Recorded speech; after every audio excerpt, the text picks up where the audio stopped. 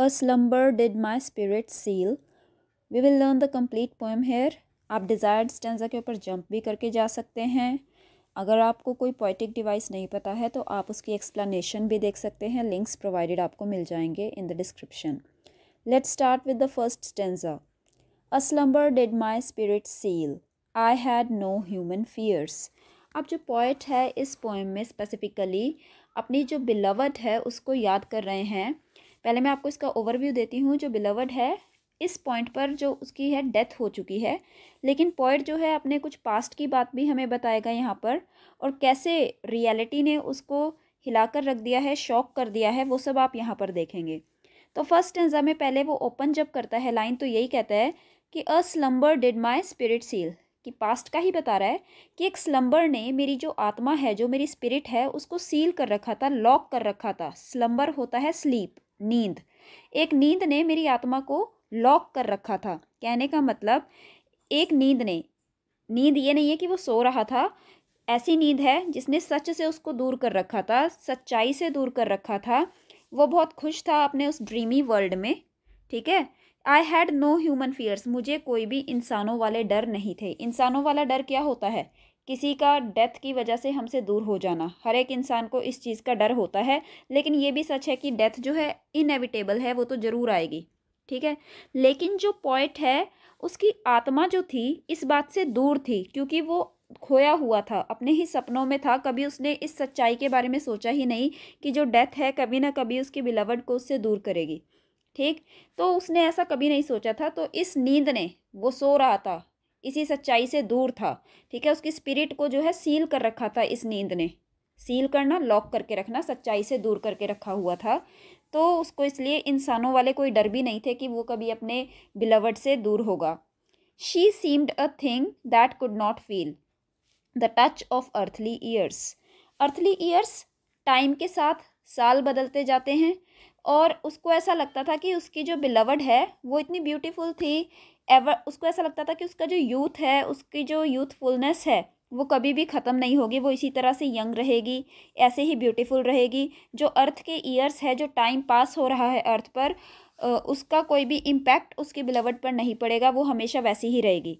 लेकिन अब जो है सच्चाई उसके सामने आ चुकी है, रियलिटी आ चुकी है, बिकॉज बिलवड जो है अब वो नहीं है. अब फैक्चुअल वे में अगर इसको देखें तो जो अर्थली ईयर्स का टच है अब उसकी बिलवड फील सच में नहीं कर सकती, क्योंकि अब वो डेड है. अब कितने भी साल पास हो जाएं उसे कोई फ़र्क नहीं पड़ेगा, बिकॉज अब तो वो डेड हो चुकी है. लेकिन जब वो अलाइव थी, पॉइंट ने कभी डेथ वाली बात के बारे में सोचा ही नहीं कि कभी डेथ उसको सेपरेट करेगी बिलवड से, और उसे हमेशा ऐसा लगता था कि वो ऐसे ही रहेगी, यूथफुल, ऐसे ही लाइवली रहेगी, कभी दूर होगी ऐसा उसने नहीं सोचा. तो इस तरह के स्लम्बर ने, इस नींद ने उसकी आत्मा को सच्चाई से दूर कर रखा था, उसकी स्पिरिट को सील कर रखा था. ठीक.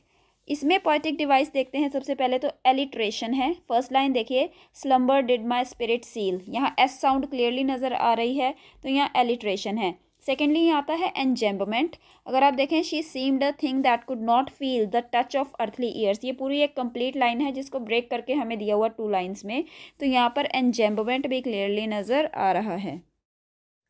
No motion has she now no force. अभी फर्स्ट स्टेंजा में हमने देखा कि पॉइट जो है हमें पास्ट का बता रहा है कि जब वो अपने बिलवड के साथ था तब उसने कभी इस बात पे ध्यान नहीं दिया कि कभी वो उससे दूर होगी. बट अब क्या बता रहा है वो? No motion has she now, because अब उसकी डेथ हो चुकी है तो उसके अंदर कोई मोशन नहीं है. ऑफ कोर्स जब कोई पर्सन मर जाता है तो उसमें कोई मोशन नहीं रहता, हिलना डुलना कहाँ करता है कोई जिसकी डेथ हो गई है. नो फोर्स, उसके अंदर कोई लाइफ ही नहीं है तो कोई फोर्स नहीं है, कोई ताकत नहीं है. She neither hears nor sees, वो ना तो सुनती है ना ही देखती है. कैसे देखेगी या सुनेगी, बिकॉज अब वो तो डेड है. तो अब बिकॉज लाइफ ही नहीं है उसके अंदर, तो कुछ भी वो फील नहीं कर रही है या कुछ भी वो सुन नहीं रही है और देख भी नहीं रही है.